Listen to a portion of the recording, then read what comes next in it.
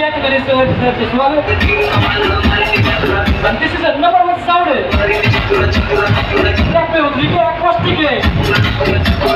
And myself, DJ and Propune. And DJ Tej Propune area. Shanta